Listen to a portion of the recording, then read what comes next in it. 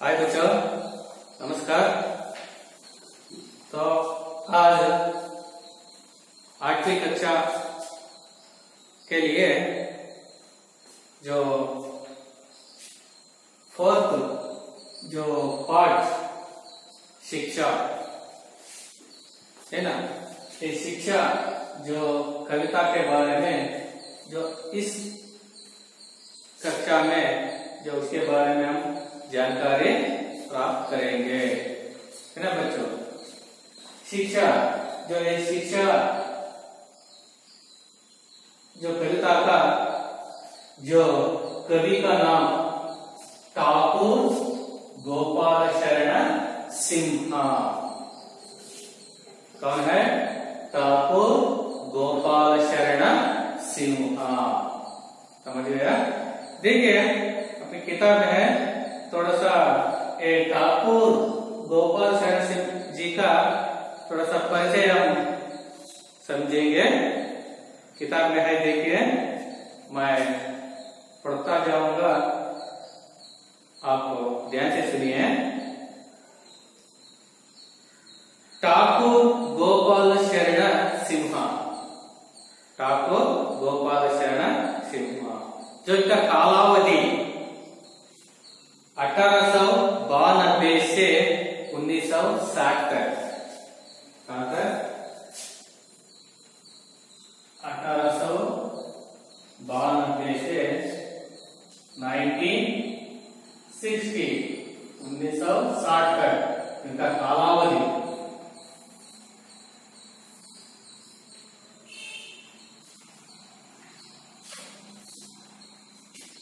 इनका जन्म रीवा झांसी में हुआ था। माता का नाम प्रभुराजा कुंवरी और पिता का नाम ठाकुर जगत बहादुर सिंह था। पिताजी संस्कृत के प्रकांड पंडित थे। पिताजी की देखरेख में सिंह जी की शिक्षा प्रारंभ हुई। 13 वर्ष की अवस्था में इन्होंने अंग्रेजी पढ़ना प्रारंभ किया। इसी समय उनके पिता का देहांत हुआ। मैट्रिकुलेशन से आगे वे पढ़ ना सके। इनकी भाषा सरल और बोलचाल की है। महावीर प्रसाद द्विवेदी का प्रोत्साहन इनको बहुत मिला। सरस्वती पत्रिका में की कविताएं छपने लगी। जगदालोक इनका महाकाव्य है। माधवी, मानवी,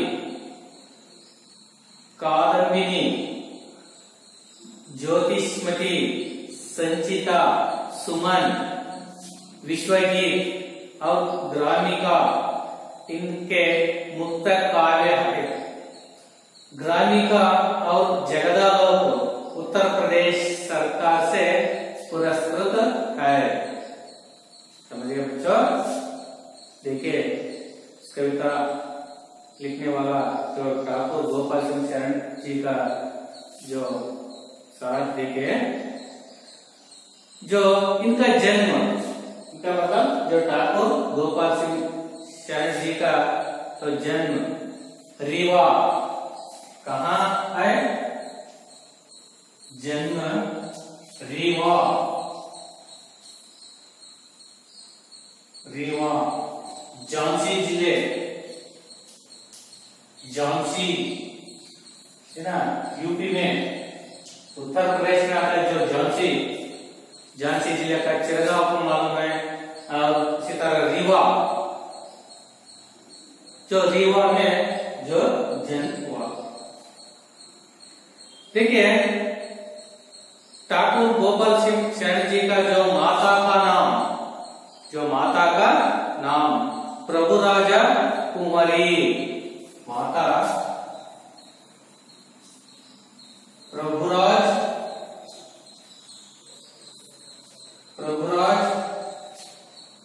कुंवरी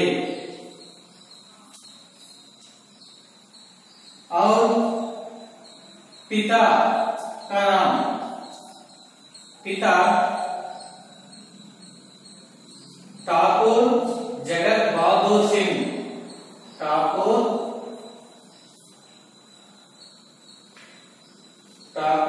जगत बहादुर सिंह,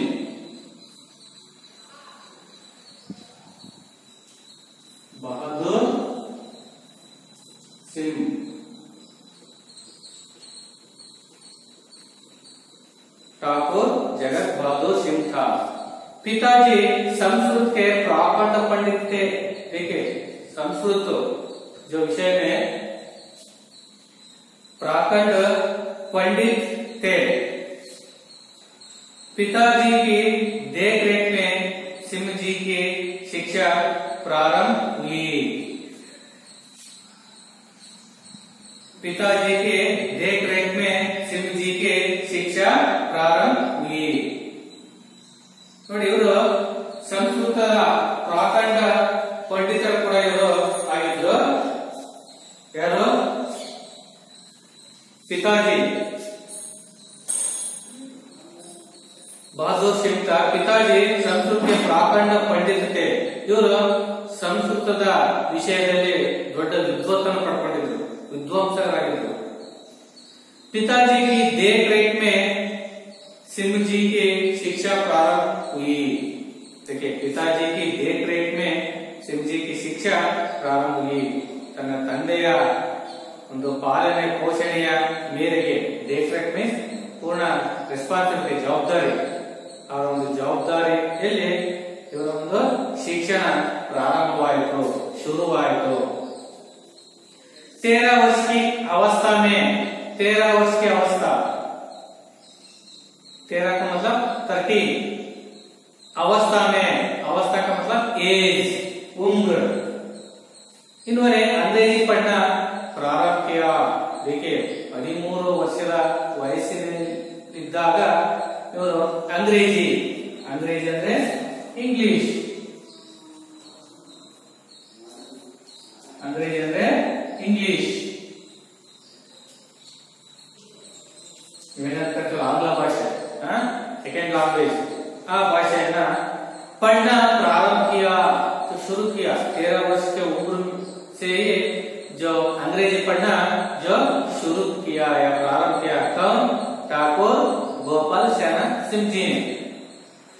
इसी समय उनके पिता का देहांत हुआ। देखिए, इस संदर्भ में तो 13 वर्ष रहते वक्त जो उनका पिता जो निधन हुआ या देहांत हुआ। ನೋಡಿ, ಇವರು 13 ವರ್ಷದ ವಯಸ್ಸಿನಲ್ಲಿದ್ದಾಗಲೇ ಇವರ ತಂದೆ मरण ಹೊಂದಿದ್ರು। इसलिए उन्होंने मेट्रिकुलेशन से आगे पढ़ ना सके।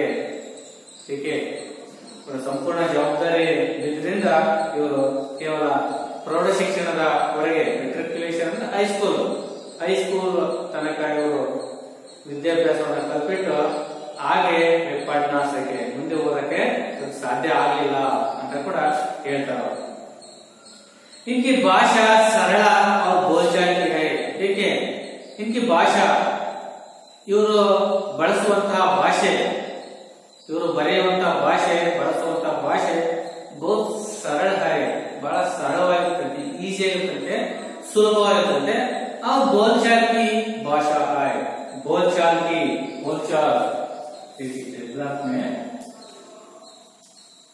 बोलचाल आडु भाषे ಅಂದ್ರೆ ಅಲ್ಲಿ ಸ್ಥಳೀಯ, ಅವರ ಸ್ಥಳೀಯವಾಗಿರ್ತಕ್ಕಂಥ ಭಾಷೆ, ಅವರು ವಾಸ ಮಾಡಿರ್ತಕ್ಕಂಥ ಸ್ಥಳದಲ್ಲಿ ಆ ಏರಿಯಾದ ಒಂದು ಭಾಷೆ ಅಂತ ಕರೀಬಹುದು ನಾವು, ಆಡು ಭಾಷೆ, ಅಲ್ಲಿನ ಒಂದು ಸ್ಥಳೀಯ ಭಾಷೆ। ಈ ಭಾಷೆಯಲ್ಲಿ ಇವರು ಕವಿತೆಗಳನ್ನ ರಚಿಸಿದ್ರು। ಹಾಗೆ ನೋಡಿ, ಬಹಳ ಸರಳವಾಗಿರ್ತಕ್ಕಂಥ ಭಾಷೆ, ಆಡು ಭಾಷೆಯಲ್ಲಿ ಇವರು ಕವಿತೆಗಳನ್ನ ಬರೀತಾ ಇದ್ರು। इसलिए इसका भाषा बहुत सरल है और बोलचाल की भी है। महावीर प्रसाद द्विवेदी का प्रोत्साहन को बहुत मिला। देखिए, महावीर प्रसाद द्विवेदी ಅಂತ ಹೇಳ್ಬಿಟ್ಟು ಇವರೊಬ್ಬ ಪ್ರಖ್ಯಾತಿಯನ್ನು ಪಡೆದಿರ್ತಕ್ಕಂಥ ಹಿಂದಿ ಸಾಹಿತ್ಯಿಕ ಇತಿಹಾಸದಲ್ಲಿ ಒಬ್ಬ ದೊಡ್ಡ ಲೇಖಕರು ಹೌದು, ಕವಿಯೂ ಕೂಡ ಹೌದು. ಯಾರು? ಈ ಮಹಾವೀರ್ ಪ್ರಸಾದ್ ದ್ವಿವೇದಿ ಅಂತ ಹೇಳ್ಬಿಟ್ಟು. ಇವರ ಒಂದು ಪ್ರೋತ್ಸಾಹನ ಅಂದ್ರೆ ಇವರ ಒಂದು ಎನ್ಕರೇಜ್, ಇವರ ಒಂದು ಸಹಾಯ ಇದ್ರೆ ಬಹಳಷ್ಟು ಇವರಿಗೆ ಸಿಕ್ತಂತೆ. सरस्वती पत्रिका में इनकी कविताएं छपने लगी.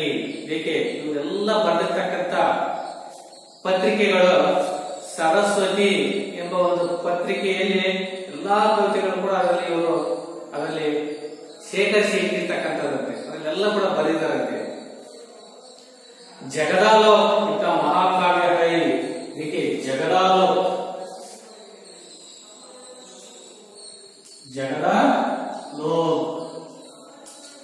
जो महाकाव्य, देखिए जगदालोक ಎಂಬ ಒಂದು ಕಾವ್ಯವು ಇದು ಬರೆದಿರ್ತಕ್ಕಂಥ ಶ್ರೇಷ್ಠ ಮಹಾಕಾವ್ಯ ಆಗಿದೆ.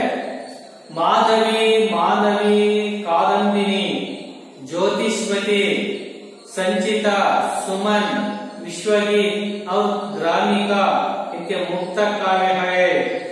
ನೋಡಿ ಇವ್ರು ಬರ್ತಕ್ಕಂಥ ಕೆಲವು ಮುಕ್ತ ಕಾವ್ಯಗಳು ಯಾವ್ಯಾವ ಅಂದ್ರೆ ಮಾಧವಿ, ಮಾನವಿ, ಕಾದಂಬಿನಿ, ಜ್ಯೋತಿಷ್ಮತಿ, ಸಂಚಿತ, ಸುಮನ್, ವಿಶ್ವಗೀತ और ಗ್ರಾಮಿಕ ಇವೆಲ್ಲವೂ ಬರ್ತಕ್ಕಂಥ ಮುಕ್ತ ಕಾವ್ಯಗಳು. ಮುಕ್ತ ಕಾವ್ಯಗಳು ಅಂದ್ರೆ ಈ ಮಹಾಕಾವ್ಯಗಳಿಂದ ಸ್ವಲ್ಪ ಏನ ಕಡಿಮೆ ಮಟ್ಟದಲ್ಲಿರ್ತಕ್ಕಂಥ ನಾವು ಮುಕ್ತ ಕಾವ್ಯ ಅಂತ ಕರಿತೀವಿ. ಬಿಡಿ ಕಾವ್ಯಗಳು ಅಂತ ಕರಿಬಹುದು. ನೋಡಿ ಕಾವ್ಯಗಳಲ್ಲಿ ಎರಡು ಪ್ರಕಾರ ಇದೆ, ನಿಮ್ಗೆ ಗೊತ್ತಿರ್ಬೋದು. ಮಹಾಕಾವ್ಯ ಮತ್ತೆ ಖಂಡ ಕಾವ್ಯ ಮತ್ತೆ ಮುಕ್ತ ಕಾವ್ಯ ಅಂತ ಹೇಳ್ಬಿಟ್ಟು ಮಹಾಕಾವ್ಯಗಳನ್ನು ಎರಡು ಪ್ರಕಾರ ಆಗಿ ವಿಂಗಡಣೆ ಮಾಡಿದ್ದಾರೆ. ಒಂದು ಖಂಡ ಕಾವ್ಯ ಮತ್ತೆ ಮುಕ್ತ ಕಾವ್ಯ. ಈ ರೀತಿಯಲ್ಲಿ ಇವರು ಇಂಥ ಕಾವ್ಯಗಳು ಮಹಾಕಾವ್ಯಗಳಂತ ಗುರುತಿಸಬೇಕಂದ್ರೆ ಆ ಒಂದು ದೊಡ್ಡ ಒಂದು ಸಾಹಿತ್ಯದ ಒಂದು ಸಂಸ್ಥೆ ಇರುತ್ತೆ, ಅದು ಅದನ್ನ ಐಡೆಂಟಿಫೈ ಮಾಡುತ್ತೆ. ಇದು ಮುಕ್ತ ಕಾವ್ಯನೋ, ಖಂಡ ಕಾವ್ಯನೋ ಅಥವಾ ಮಹಾಕಾವ್ಯ ಅಂತ ಹೇಳಿ. ಹಾಗಾಗಿ ಇವರು ಬರತಕ್ಕಂಥದ್ದು ಜಗದಾಲೋಕ ಮಹಾಕಾವ್ಯ ಒಂದು ಸ್ಥಾನವನ್ನು ಪಡ್ಕೊಂಡಿದೆ. ಇನ್ನು ಉಳಿದಿರ್ತಕ್ಕಂಥವೆಲ್ಲ ಇವು ಮುಕ್ತ ಕಾವ್ಯಗಳನ್ನ ಇವು ಸ್ಥಾನವನ್ನು ಪಡ್ಕೊಂಡಿದ್ದಾರೆ. ನೋಡಿ ಗ್ರಾಮಿಕ और जगदालोक उत्तर प्रदेश सरकार से पुरस्कृत है.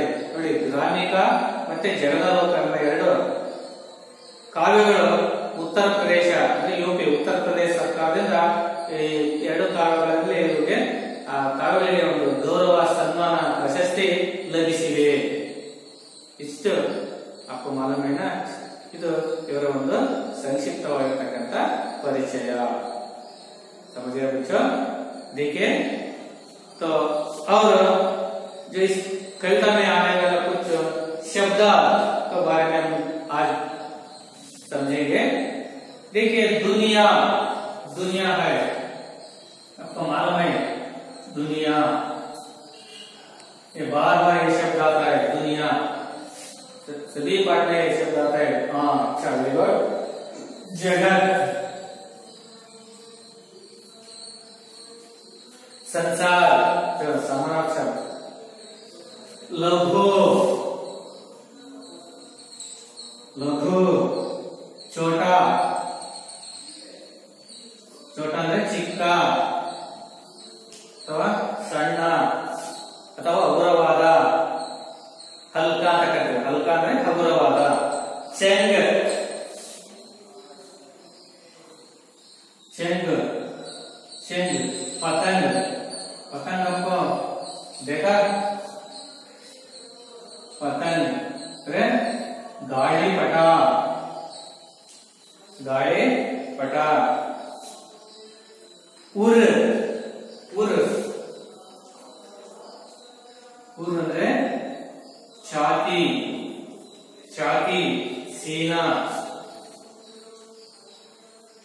ಅಂದ್ರೆ ಎದೆ, तो शरीर ಇದೆ. वारिधर, वारिधर,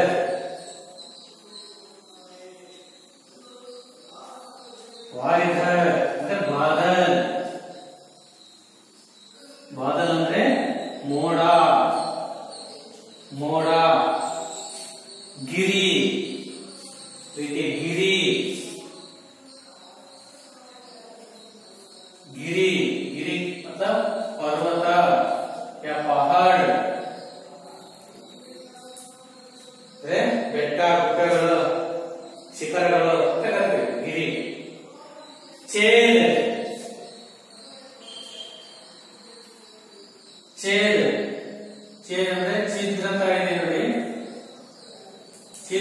सुराग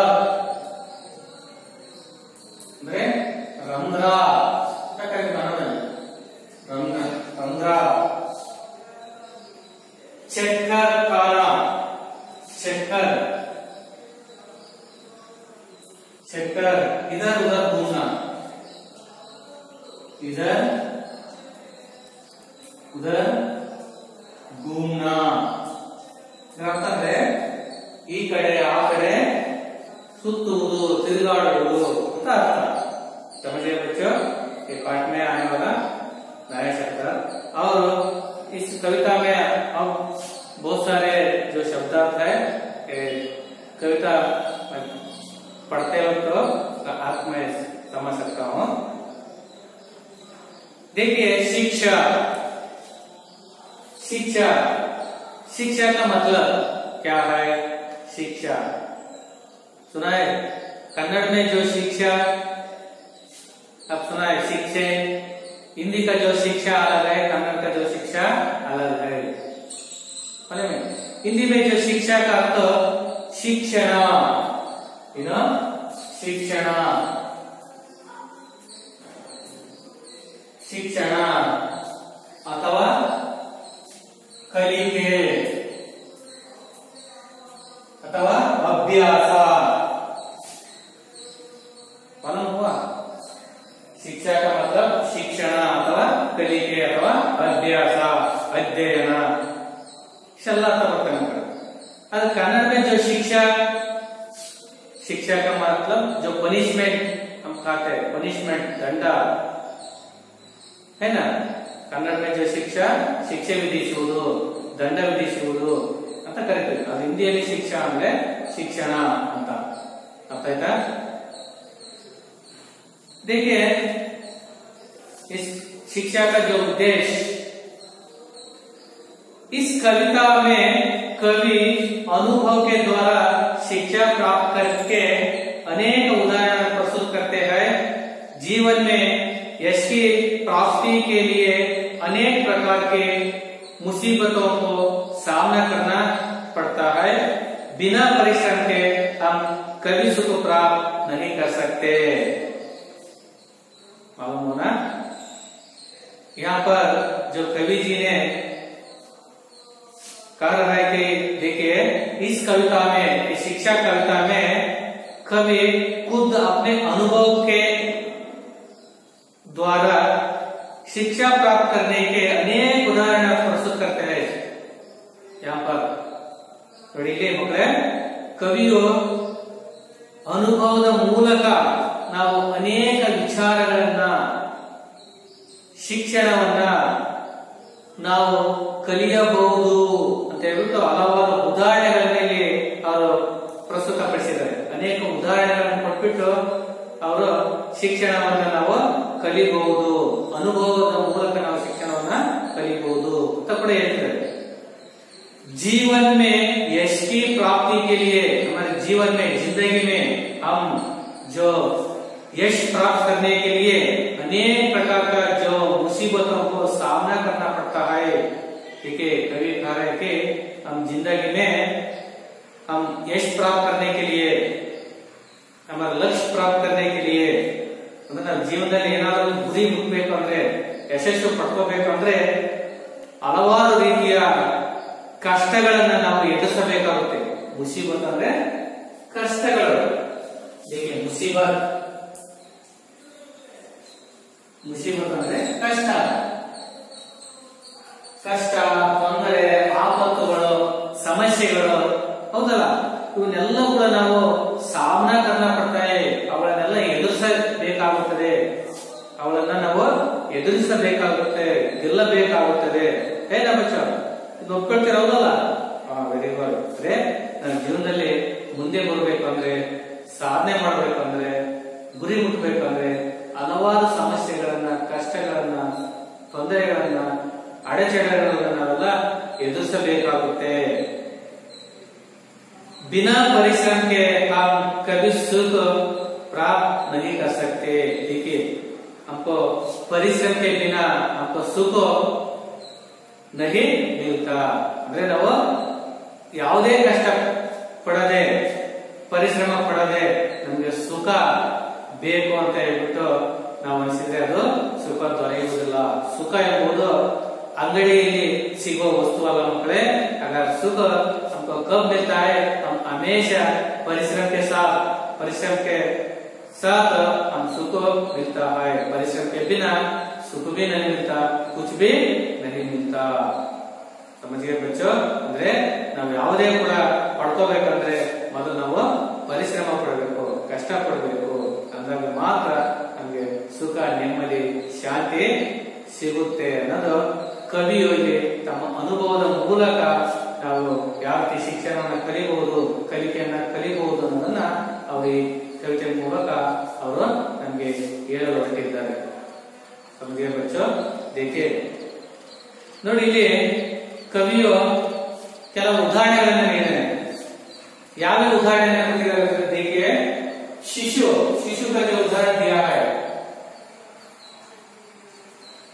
शिशु और पतंग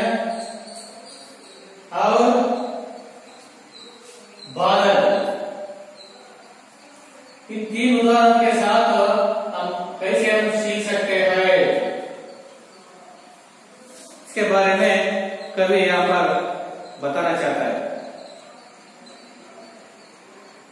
देखिए पहला जो स्टांजा है, शिशु ने दुनिया में आकर रो रोकर हंसना सीखा, लघु होकर बढ़ना सीखा, गिर गिर कर चलना सीखा. शिशु ने दुनिया में आकर रो रोकर हंसना सीखा, लघु होकर बढ़ना सीखा, गिर गिर कर चलना सीखा.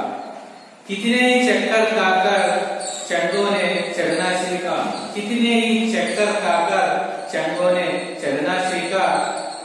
उर छेड़कर अपना मुरली ने गाना सीखा, उर छेड़कर अपना मुरली ने गाना सीखा.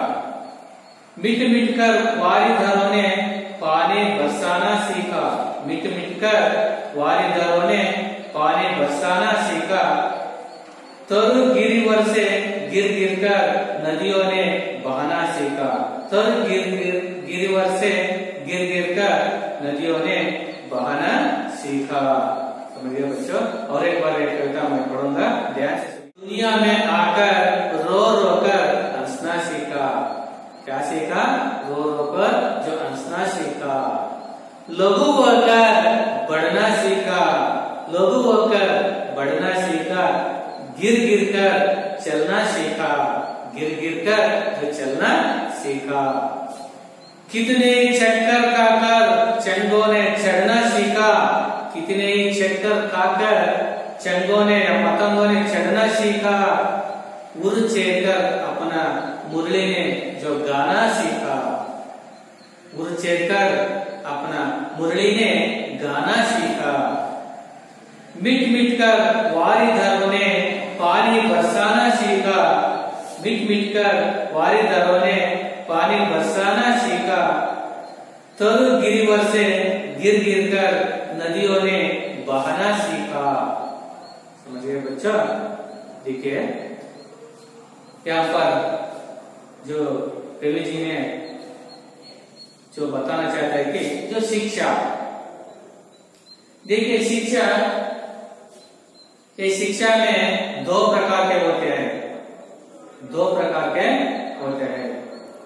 एक औपचारिक शिक्षा,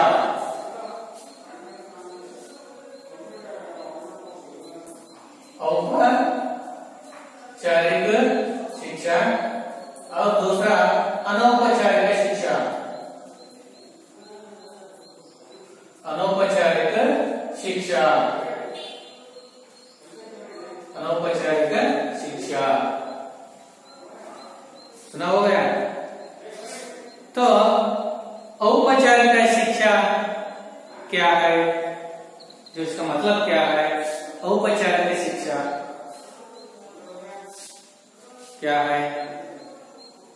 ठीक है, औपचारिक शिक्षा का जो मतलब, जो हम एक निर्दिष्ट स्थल में, निर्दिष्ट समय में, जो 4 दीवारों के अंदर हम सीख सकते हैं ना, जो इसको हम औपचारिक शिक्षा कहते हैं। 4 दीवारों के अंदर हम सीख सकते हैं ना, या पाठशाला में या कॉलेज में, और कोई जो निर्दिष्ट स्थल में निर्दिष्ट समय में जो 4 दीवारों के अंदर हम क्या सीखते हैं, जो इसको हम औपचारिक शिक्षा कहते हैं। समझिए बच्चों, ಅಂದ್ರೆ ಮಕ್ಕಳೇ ಔಪಚಾರಿಕ ಶಿಕ್ಷಣ ಅಂದ್ರೆ ಏನು ಅಂದ್ರೆ ನಾವು 4 ಗೋಡೆಗಳ ಮಧ್ಯೆ ಒಂದು ನಿರ್ದಿಷ್ಟ ಸ್ಥಳದಲ್ಲಿ ನಿರ್ದಿಷ್ಟ ಸಮಯದಲ್ಲಿ ನಾವು ಏನನ್ನ ಕಲಿಯುತ್ತೇವೋ, ತಮ್ಮ ಗುರುಗಳೊಂದಿಗೆ ಏನೇನು ವಿದ್ಯಾರ್ಜನೆಯನ್ನು ನಾವು ಪಡ್ಕೊಳ್ತೀವೋ ಅದಕ್ಕೆ ನಾವು ಔಪಚಾರಿಕ ಶಿಕ್ಷಣ ಎಂದು ಕರೆಯುತ್ತೇವೆ. ಅರ್ಥ ಆಯ್ತಾ ಮಕ್ಕಳೇ? ಅಂದ್ರೆ 4 ಗೋಡೆಗಳ ಮಧ್ಯೆ ನಾವು ನಿರ್ದಿಷ್ಟ ಸ್ಥಳದಲ್ಲಿ ನಿರ್ದಿಷ್ಟ ಸಮಯಕ್ಕೆ ಅನುಸಾರವಾಗಿ ತಮ್ಮ ಅಧ್ಯಾಪಕರಿಂದ ಅಥವಾ ಗುರುಗಳಿಂದ ಏನೇನು ವಿದ್ಯಾರ್ಜನೆಯನ್ನ ನಾವು ಪಡ್ಕೊಳ್ತೀವೋ ಅದನ್ನು ನಾವು औपचारिक शिक्षण ಎಂದು ಕರೆಯುತ್ತೇವೆ. उसी तरह अनौपचारिक शिक्षा जो 4 दीवारों के अंदर जो बाहर जो कुछ भी हम सीख सकते हैं, तो इसको हम अनौपचारिक शिक्षा हम कह सकते हैं. जो अनौपचारिक मैदान में हो या घर में हो या समुदाय में हो या जनता में हो और टीवी वगैरह, इस जो इसमें हम क्या सीख सकते हैं, इसको हम अनौपचारिक शिक्षा ನಾವು ಕರಿತೀವಿ. ಅಂದ್ರೆ 4 ಗೋಡೆಗಳನ್ನ ಬಿಟ್ಟು ಹೊರತುಪಡಿಸಿ ಹೊರಗಡೆ ಅಂದ್ರೆ ಮೈದಾನದಲ್ಲಿ ಆಗಿರ್ಬೋದು, ತಮ್ಮ ಊರಿನಲ್ಲಿ ಆಗಿರ್ಬೋದು, ಸಮಾಜದಲ್ಲಿ ಆಗಿರ್ಬೋದು, ಮತ್ತೆ ಟಿವಿ ಮಾಧ್ಯಮದಲ್ಲಿ ಆಗಿರ್ಬೋದು, ಮತ್ತೆ ನಮ್ಮ ಜೀವನದಲ್ಲಿ ಕೆಲವು ಅನುಭವಗಳ ಮೂಲಕ ನಾವೇನೇನು ಕಲಿಯುವೋ ಅದನ್ನ ನಾವು ಏನಂತ ಕರಿತೀವಿ, ಅನೌಪಚಾರಿಕ ಶಿಕ್ಷಣ ಎಂದು ಕರೆಯುತ್ತೇವೆ. ಅರ್ಥ ಆಯ್ತಾ ಮಕ್ಕಳೇ? देखिए शिक्षा कविता में कवि कह रहे कि शिशु ने दुनिया में आकर रो रो कर हंसना सीखा. देखिए एक शिशु, एक नवजात शिशु जन्म से सब कुछ आप जानकर नहीं आता. एक नवजात शिशु इस प्रपंच में आकर पहला क्या सीख सकता है, रोना सीख सकते हैं. पहला जो रोना, रो रो कर इस जगत को आता है ये शिशु. उसके बाद जो हंसना सीखता है. ನೋಡಿ ಕವಿ ಏನೇನು ಪಡೆದಂದ್ರೆ, ಒಂದು ಶಿಶು, ಒಂದು ಮಗು ದುನಿಯಾ में आकर ಮೊದಲಾಗಿ ಜಗತ್ತಿಗೆ ಬಂದಾಗ, ಈ ಪ್ರಪಂಚಕ್ಕೆ ಕಾಲಿಟ್ಟಾಗ, ಜನ್ಮ ತಾಳಿದಾಗ ಮೊದಲದು ರೋ ರೋಕರ್ ಹಂಸನ ಸಿಗ್ತಾ है. ಅಳುತ್ತಾ ಅಳುತ್ತಾ ಕೊನೆಗೆ ಅದು ನಗುವುದನ್ನ ಅದು ಕಲಿಯುತ್ತೆ. ನೀವು ನೋಡಿರ್ಬೋದು, ಮೊದಲು ಮಗು ಎಲ್ಲದಕ್ಕೂ ರೆಸ್ಪಾನ್ಸ್ ಏನ್ ಮಾಡುತ್ತೆ, ಅಳುತ್ತೆ. ಅದು ಜೋ ಹಸುವಾದಾಗ ಕೂಡ ಅಳುತ್ತೆ, ಮತ್ತೆ ಖುಷಿ ಆದಾಗ ಕೂಡ ಅಳುತ್ತೆ. ಅದೇನಾದ್ರೂ ಅದು ಪಡ್ಕೋಬೇಕು ಅಂದಾಗ ಅದು ಅಳುತ್ತೆ. ಆವಾಗ ಅದೇನಾಗುತ್ತೆ, ಅದೆಲ್ಲ ಕೂಡ ಆ ತಾಯಿಗೆ ಗೊತ್ತಾಗುತ್ತೆ. ಮಗುವಿನ ತಾಯಿಗೆ ಅದು ಪ್ರತಿಯೊಂದು ಅದರ ಕ್ರಿಯೆ ಕೂಡ ಆ ತಾಯಿಗೆ ಗೊತ್ತಾಗುತ್ತೆ. ಆವಾಗ ಆ ತಾಯಿ ಆ ಮಗುಗೆ ಏನ್ ಬೇಕು ಅದು ಕೊಟ್ಟಾಗ ಅದು ಕೊನೆಗೆ ಏನಾಗುತ್ತೆ, ನಂತರ ಅದು ನಗುತ್ತೆ. ಆ ಮುಖದ ಭಾವನೆಯನ್ನ ಅದು ನಗುವ ರೀತಿಯಲ್ಲಿ ವ್ಯಕ್ತಪಡಿಸುತ್ತೆ. ಸಮಜೆ ಬಚ್ಚು? ಅಂದ್ರೆ ಮೊದಲು ಮನುಷ್ಯ ಎಲ್ಲವೂ ಕೂಡ ಕಲ್ತ್ಕೊಂಡು ಬಂದಿಲ್ಲ, ಎಲ್ಲವೂ ಕೂಡ ಅವನ ಹುಟ್ಟಿನಿಂದಲೇ ಕಲಿತುಕೊಂಡು ಬಂದಿಲ್ಲ. ಅವನು ಏನ್ ಮಾಡ್ತಾನೆ, ಕೊನೆಗೆ ಈ ಮಗುವಿನ ತರ ಅದು ಪ್ರಯತ್ನ ಪಟ್ಟು ಪಟ್ಟು ಪಟ್ಟು ಕೊನೆಗೆ ಅದು ತನ್ನ ಗುರಿಯನ್ನ ತಲುಪುತ್ತೆ. ನೋಡಿ, ಉಸಿ ತರ ಜೋ ಪೆಲ ರೋನ ಮೊದಲು ಅಳುತ್ತಿದ್ದು ಮಗು, ಅಳುತ್ತಾ ಅಳುತ್ತಾ ಅದಕ್ಕೇನು ಭಾಷೆ ಗೊತ್ತಿಲ್ಲ, ಯಾವ್ದ ರೂಪದಲ್ಲಿ ವ್ಯಕ್ತಪಡಿಸುತ್ತೆ. ಜೋ ರೋನಾ ಈ ಭಾಷೆಯಲ್ಲಿ ಮೊದಲು ಅಳುತ್ತಾ ಅಳುತ್ತಾ ಕೊನೆಗೆ ಏನಾಗುತ್ತೆ, ಅದು ಹಂಸನಾ सीखा है. ಕೊನೆಗೆ ಏನಾಗುತ್ತೆ, ಅದು ನಗುವುದನ್ನ ಕಲಿಯುತ್ತೆ. जो हंसना जो ये शिशु का जो यश के जो प्राप्त कर सकता है. ನಗು ಇದರ ಒಂದು ಗುರಿ ಮುಟ್ಟುವಂತಕ್ಕಂತ ಒಂದು ಸಾಧನೆ ಅಂತ ಇಲ್ಲಿ ಕವಿ ವ್ಯಕ್ತಪಡಿಸಿದ್ದಾರೆ. ಅವಳು ಅದು ಪರಿಶ್ರಮ ಆದ್ರೆ ನಗು ಅದರ ಒಂದು ಗುರಿಯಾಗಿದೆ. ಸಮಜಿಗೆ ಬಚ್ಚೋ? शिशु ने दुनिया में आकर रो रो कर हंसना सीखा। ಈ ಜಗತ್ತಿಗೆ ಮಗು ಬಂದಾಗ ಮೊದಲು ಅಳುತ್ತಾ ಅಳುತ್ತಾ ಅಳುತ್ತಾ ಕೊನೆಗೆ ನಗುವುದನ್ನು ಕಲಿಯಿತು. ಸಮಜಿಗೆ ಬಚ್ಚೋ, ಇದರ ಅರ್ಥ ಏನಪ್ಪ ಅಂದ್ರೆ ತಾತ್ಪರ್ಯ ಮೊದಲು ಮನುಷ್ಯ ಅನೇಕ ಕಷ್ಟಗಳನ್ನ ಅನುಭವಿಸಿದಾಗ ಕೊನೆಗೆ ಅದಕ್ಕೆ ಒಂದು ಸುಖ ಶಾಂತಿ ನೆಮ್ಮದಿ ದೊರೆಯುತ್ತದೆ. रोना जो परिश्रम का जो संकेत हुआ तो जो हंसना जो आनंद या खुशी का जो संकेत। उसी तरह लघु होकर बढ़ना सीखा, गिर गिर कर चलना सीखा। लघु होकर ಆ ಮಗು ಚಿಕ್ಕ ಮಗು ಇರುತ್ತೆ ಹೌದಲ್ಲ, ಅದು ಪ್ರತಿ ತಿಂಗಳು ಕೂಡ ಅದೇನಾಗುತ್ತೆ ಒಂದೊಂದೇ ಒಂದು ವಿಚಾರಗಳನ್ನ ಅದು ಏನಂತ ತಿಳ್ಕೊಳ್ತಾ ಅದು ಮೇಲೆ ಬರುತ್ತೆ, ಮೇಲೆ ಇರುತ್ತೆ. ಹೀಗೆ ಅದು ಈ ರೀತಿ ಬೆಳ್ತಾ ಹೋಗುತ್ತೆ, ಮೇಲ್ಮಟ್ಟಕ್ಕೆ ಬರುತ್ತೆ. ಅದು ಮೊದಲು ಅಂಬೆಗಾಲನ್ನ ಇಡುತ್ತೆ. ಅಂಬೆಗಾಲನ್ನ ಇಟ್ಟಾಗ ನಂತರ ಅದು ಮೇಲಕ್ಕೆ ಏಳುವಂತ ಒಂದು ಪ್ರಯತ್ನ ಮಾಡುತ್ತೆ. ಮೇಲೆ ಇದ್ದಾಗ ಅದು ತನ್ನ ಆಶ್ರಯನ ಬಯಸುತ್ತೆ. ಗೋಡೆ ಆಗಿರ್ಬೋದು, ಒಂದು ಮನೆಯಲ್ಲಿರ್ತಕ್ಕಂಥ ಒಂದು ಗೂಟ ಆಗಿರ್ಬೋದು, ಕುರ್ಚಿ ಆಗಿರ್ಬೋದು, ಏನೋ ಆಶ್ರಯನ ಅದು ಏನೋ ಪಡ್ಕೊಳ್ಳುತ್ತೆ. ಆವಾಗ ಏನಾಗುತ್ತೆ, ಅದು ಆ ಆಸೆಯನ್ನು ಇಟ್ಕೊಳ್ಳುತ್ತೆ, ಮತ್ತೆ ಕೆಳಗೆ ಬೀಳುತ್ತೆ ಮತ್ತೆ ಏಳುತ್ತೆ. ಈಗ ಅದು ಅನೇಕ ಸಮಸ್ಯೆಗಳನ್ನು ಎದುರಿಸಿ ಕಷ್ಟಗಳನ್ನು ಅನುಭವಿಸಿ ಬಿದ್ದಾಗ ಗಾಯವನ್ನು ಅನುಭವಿಸುತ್ತೆ, ಪೆಟ್ಟಾಗುತ್ತೆ. ಈಗ ಕೊನೆಗೆ ಅದೇನಾಗುತ್ತೆ, ಆ ಮಗು जो आसानी से जो चलना सीख सकते हैं, ಅದು ಕೊನೆಗೆ ನಡೆಯುವುದನ್ನು ಕಲಿಯುತ್ತೆ. समझिए बच्चों, समझिए ना।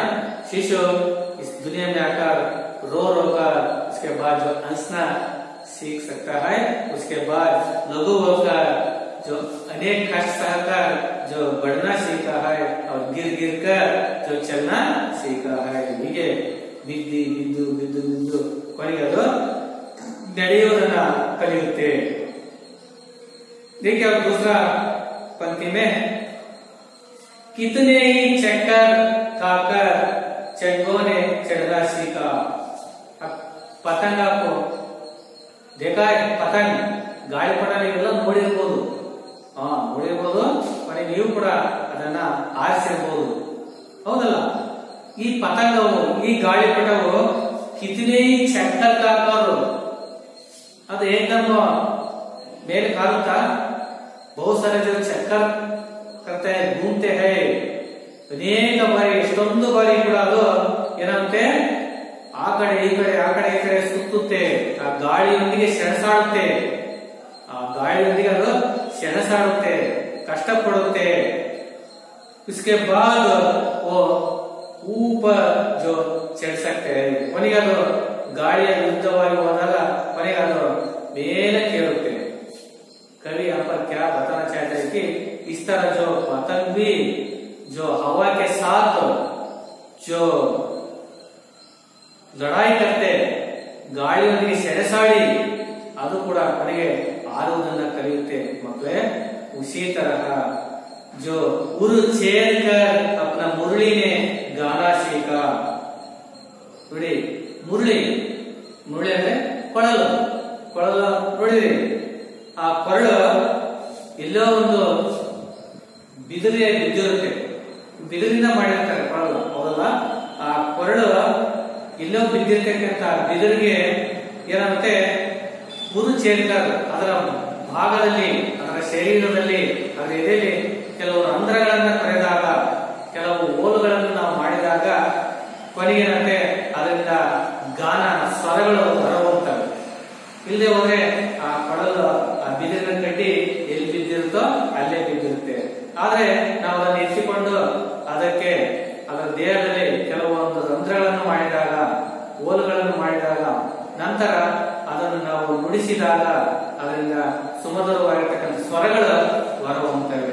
जिसका तात्पर्य है कि देखिए ಮುರಳಿ ಕೊಳಲು ಕೂಡ ಏನೋ ಅದು ಎಲ್ಲೋ ಬಿದ್ದಿರ್ತಕ್ಕಂಥದ್ದನ್ನ ನಾವು ತೆಗೆದುಕೊಂಡು ಅದನ್ನ ರಂಧ್ರ ಮಾಡಿದಾಗ ಅದರಿಂದ ಗಾನ ಹೊರಹೊಮ್ಮುತ್ತಲ್ಲ. ಉಸಿ ತರಹ ಅನೇಕ ಕಷ್ಟಗಳನ್ನ, ಪರಿಶ್ರಮಗಳನ್ನ ನಾವು ಪಡೆದಾಗ ಮಾತ್ರ ನಾವು ನಮ್ಮ ಗುರಿಯನ್ನ ಮುಟ್ಟುವುದಕ್ಕೆ ಸಾಧ್ಯ ಅಂತ ಹೇಳ್ಬಿಟ್ಟು ಈ ಒಂದು ಸ್ಟ್ಯಾಂಡಲ್ಲಿ ಕೂಡ ಹೇಳ್ತಿದ್ದಾರೆ. ಮಿಟ್ ಮಿಟ್ ಕರ್ ವಾರಿದವನೇ मिट मिट कर देखिए ವಾರಿದಾರ್ ಅಂದ್ರೆ ಬಾದಲ್ ಮೋಡ ಮೋಡಗಳು ಯಾವ ರೀತಿ ಮಳೆಯನ್ನು ಸುರಿಸ್ತವೆ ನೋಡಿ ನದಿಯ ನೀರಾಗಿರ್ಬೋದು ಸಾಗರ ಸಮುದ್ರ ಹಳ್ಳಕೊಳ್ಳಗಳ ನೀರುಗಳು ಸೂರ್ಯನ ಶಾಖದಿಂದ ಬಾಷ್ಪ बन जाता है ಆವಿಯಾಗಿ ಪರಿವರ್ತನೆ ಆಗುತ್ತೆ ಆವಿಯಾಗಿ ಪರಿವರ್ತನೆ ಆಗುತ್ತೆ ಮೇಲ್ಗಡೆ ಅದು ಅಣುಗಳಾಗಿ ಮೋಡಗಳಾಗಿ ಅವು ಪರಿವರ್ತನೆ ಆಗ್ತವೆ ಆ ಮೋಡಗಳಾಗಿ ಪರಿವರ್ತನೆ ಆದಾಗ ಅದು ಕೊನೆಗೆ ಸೂರ್ಯನ ಶಾಖದಿಂದ ಕರಗಿ ಅದೇನಾಗುತ್ತೆ ಬರ್ಸ್ನ ಶೀತ ಕೊನೆಗೆ ಮಳೆಯನ್ನ ಸುರಿಯುತ್ತೆ ಮಳೆಯಾಗಿ ಈ ಭೂಮಿಗೆ ಮತ್ತೆ ವಾಪಸ್ ಬರುತ್ತೆ ಯಾಕೆ ಈ ಭೂಮಿಯ ಒಂದು ಗುರುತ್ವಾಕರ್ಷಣ ಬಲದಿಂದ ನೋಡಿ ಏನ್ ಹೇಳಕೊಟ್ಟಿದ್ದಾರೆ ಅಂದ್ರೆ ಮಿಟ್ ಮಿಟ್ಕರ್ ವಾರಿದಾರನೆ ಪಾನಿ ಬರ್ಸ್ನ ಶೀತ ಯಾವ ರೀತಿ ಮೋಡಗಳು ಕೂಡ ಮೇಲಕ್ಕೆ ಹೋಗ್ಬಿಟ್ಟು ಕೊನೆಗೆ ಆ ಹನಿಯಾಗಿ ನೀರಿನ ಹನಿಗಳಾಗಿ ಕೊನೆಗೆ ಭೂಮಿ ಕೆಳಗಡೆ ಬೀಳುವುದನ್ನ ಕಲಿತೋ उसी तरह तर गिरिवर से गिर गिर कर नदियों ने बहना सीखा ನೋಡಿ ಮೊದಲು ನದಿ ನೀರು ಮೊದಲು ಎಲ್ಲೋ ಬೆಟ್ಟ ಗುಡ್ಡಗಳಲ್ಲಿ ಎಲ್ಲೋ ಕೂಡ ನೀರು ಹುಟ್ಟುತ್ತೆ ಎಲ್ಲೋ ಒಂದು ಬೆಟ್ಟ ಗುಡ್ಡಗಳಲ್ಲಿ ಮರ ಗಿಡಗಳ ಸಂಧಿ ಮೂಲೆಗಳೆಲ್ಲ ಹರಿದು ಅನೇಕ ಕಷ್ಟಗಳನ್ನ ಸಹಿಸಿಕೊಂಡು ಬಿಟ್ಟು ಕೊನೆಗೆ ಅದು ನದಿಯಾಗಿ ಹರಿಯುವುದನ್ನ ಅದು ಕಲಿತಿದೆ ಅಂದ್ರೆ ಅರ್ಥ ಅಂದ್ರೆ ಯಾವುದೇ ಕೂಡ ಒಂದು ಯಶಸ್ಸನ್ನು ಕಂಡಾಗ ಅದರ ಹಿಂದೆ ಅನೇಕ ಕೂಡ ಅವು ಕಷ್ಟ ಪರಿಶ್ರಮ ಎಲ್ಲ ಕೂಡ ಅವು ಪಡ್ಕೊಂಡಿರ್ತವೆ ಆ ಕಷ್ಟ ಅಥವಾ ಪರಿಶ್ರಮ ಇಲ್ಲದೆ ಯಾವುದೇ ಕೂಡ ಅದು ಯಶಸ್ಸನ್ನ ಪಡೆದುಕೊಳ್ಳುವುದಕ್ಕೆ ಸಾಧ್ಯ ಇಲ್ಲ ಅಂತ ಹೇಳ್ಬಿಟ್ಟು ಕವಿಯು ಈ ಒಂದು ಉದಾಹರಣೆ ಮೂಲಕ ನಾವು ಶಿಕ್ಷಣವನ್ನ ಪಡ್ಕೋಬಹುದು ಅಂತ ಹೇಳ್ಬಿಟ್ಟು ನಿಮ್ಗೆ ಹೇಳಿದ ಮಕ್ಕಳ ಅರ್ಥವಾದ ಅಂದ್ರೆ ನಾವು ಏನೇ ಒಂದು ಶಿಕ್ಷಣ ಪಡ್ಕೋಬೇಕಂದ್ರೆ ಅದು ನಮಗೆ ಸುಲಭವಾಗಿ ಯಾವುದೇ ಕೂಡ ಸಿಗುವುದಿಲ್ಲ ಅದಕ್ಕೋಸ್ಕರ ನಾವು ಪರಿಶ್ರಮಕ್ಕೆ ಸಾಥ್ हम मेहनत से साथ हम सुख प्राप्त कर सकते हैं अगर परिश्रम के बिना हमको कुछ भी नहीं कर सकते ನಾವು ಯಾವುದಾದ್ರೂ ಕೂಡ ನಾವು ಕಷ್ಟಪಟ್ಟಾಗ ಮಾತ್ರ ನಮಗೆ ಒಂದು ಕಲಿಕೆ ಆಗುತ್ತೆ ಮತ್ತೆ ಶಿಕ್ಷಣ ದೊರೆಯುತ್ತೆ ಸುಖ ನೆಮ್ಮದಿ ಶಾಂತಿ ನಮಗೆ ದೊರೆಯುತ್ತೆ ಅಂತ ಹೇಳ್ಬಿಟ್ಟು ಈ ಕವಿತೆಯ ಮೂಲಕ ತಮ್ಮ ಅನುಭವಗಳನ್ನ ಇಲ್ಲಿ ಕವಿಯಲ್ಲಿ ಹೇಳಿದ್ದಾರೆ देखिए इसमें अभ्यास भाग में देखिए एक वाक्य में उत्तर लिखिए इसमें है इस कविता में एक वाक्य में उत्तर लिखिए देखिए आपको कविता पूरा आपको समझ गए होगा देखिए ये उत्तर आप बोलिए शिशु ने रो रो कर क्या सीखा है पहला शिशु इस दुनिया में आकर पहला रो रोकर उसके बाद क्या सीखा वेरी गुड रो रो कर हंसना सीखा है क्या सीखा है हंसना सीखा है हंसना ಅಂದ್ರೆ ನಗುವುದು ರೋನ ಅಂದ್ರೆ ಅಳುವುದು ರೋನ का अपोजिट वर्ड्स लॉन्ग वर्ड्स रोना हंसना हंसना रोना हंसना विलोम शब्द अब उसके बाद शिशु ने लघु होकर क्या सीखा है शिशु ने जो लघु होकर बाद में क्या सीखा है ओ वेरी गुड चलन सारे बढ़ना सीखा है देखिए तीसरा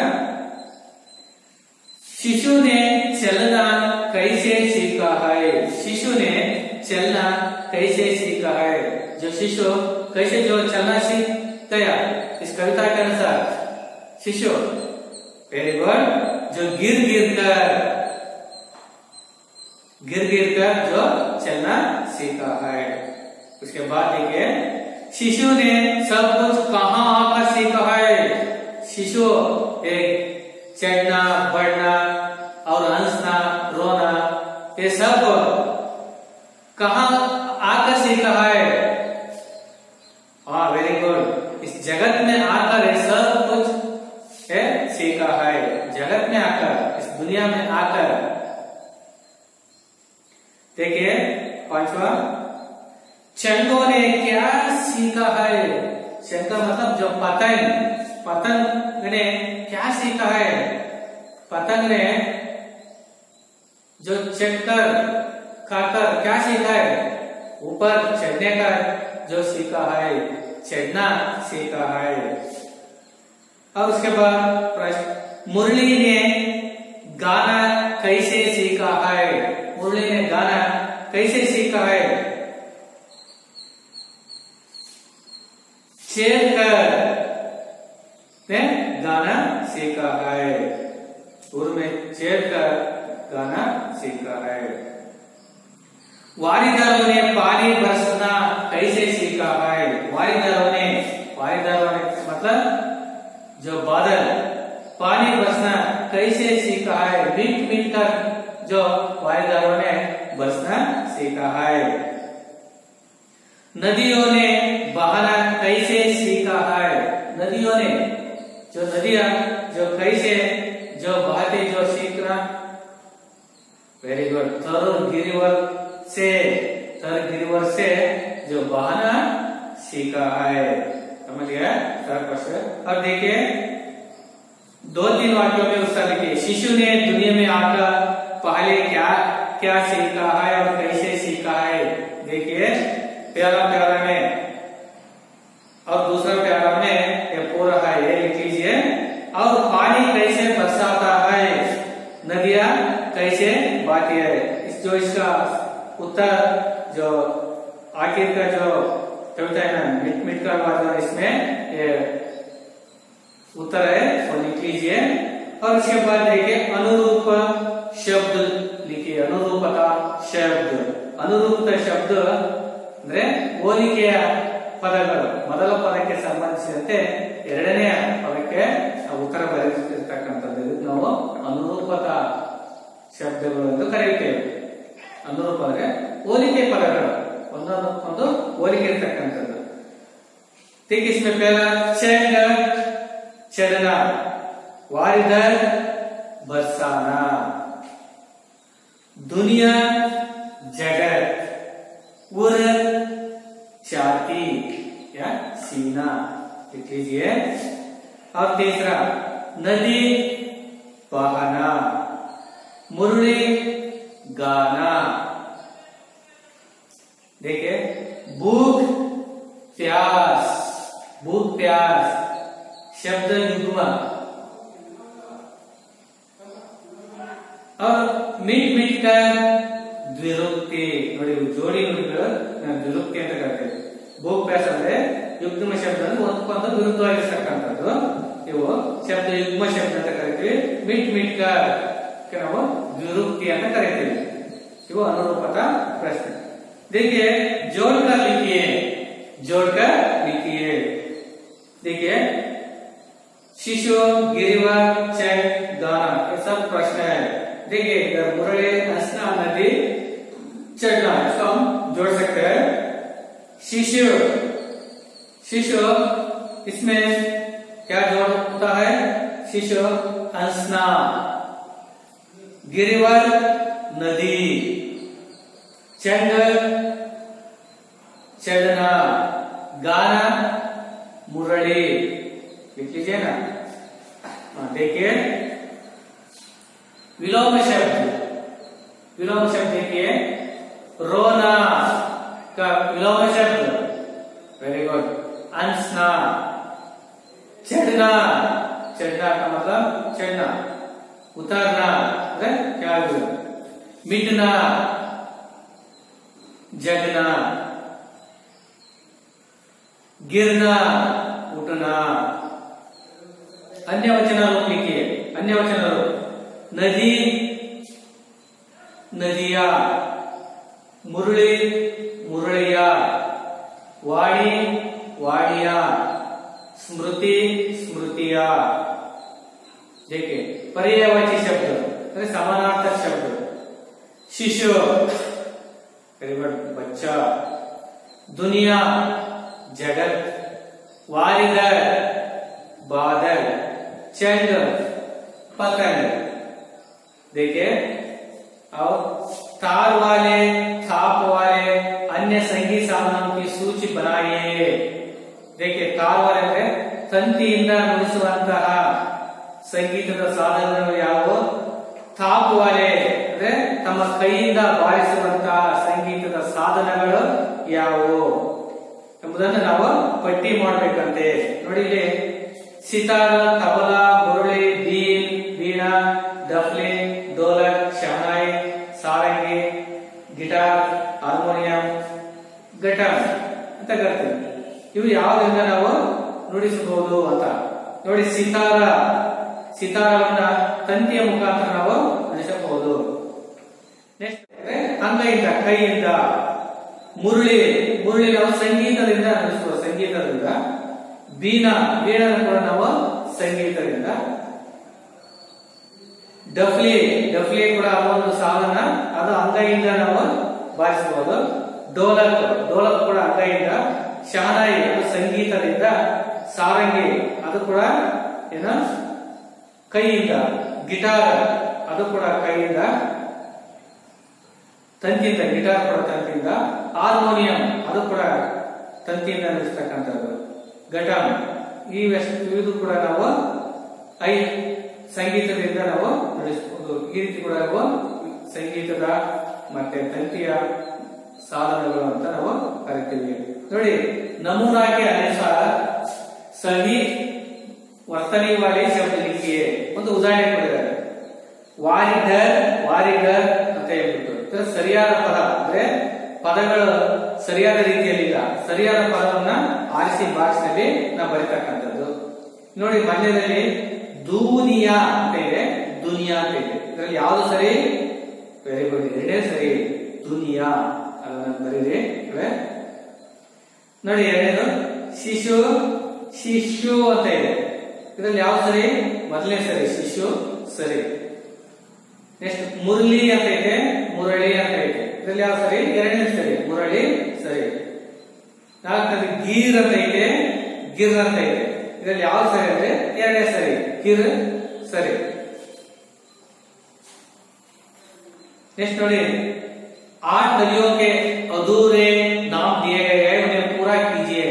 ಇಲ್ಲಿ ಒಂದು 8 ನದಿಗಳ ಹೆಸರುಗಳನ್ನು ಕೊಟ್ಟಿದ್ದಾರೆ, ಅವು ಅಪೂರ್ಣವಾಗಿವೆ, ಅಪೂರ್ಣವಾಗಿದ್ದಾರೆ, ಪೂರ್ಣಗೊಂಡಿಲ್ಲ, ಅವುಗಳನ್ನು ನಾವು ಪೂರ್ಣಗೊಳಿಸಿ ಅಂತ ಹೇಳಿದ್ದಾರೆ।